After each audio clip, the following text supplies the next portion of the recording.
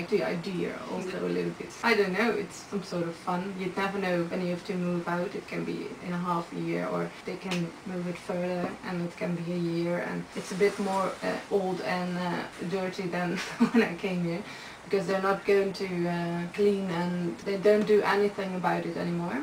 When you are with people that you feel comfortable with, it's very easy to feel at home, and that's also with your family. And my housemates are also really relaxed and easy, so yeah, well, I think people also make a big deal of feeling at home. When you have quarrels or something, you don't feel at home. It's more with your stuff, you can create your own place or something.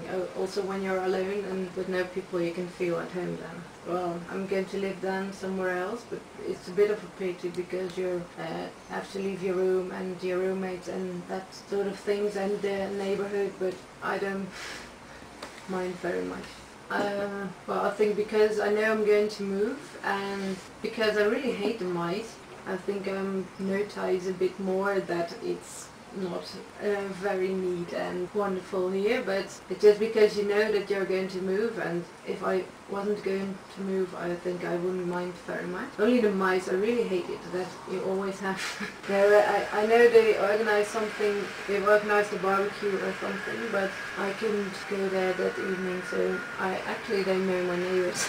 I only know that the wall was red. And that somebody lived here before me, some student, but I don't know who it was.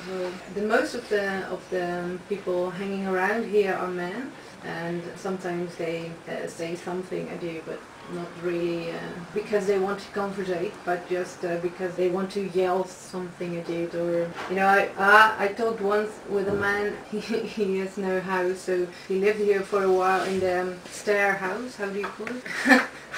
I once asked if he wasn't been there for a long time, so I said, "Oh, you haven't been here for a long time. Have you?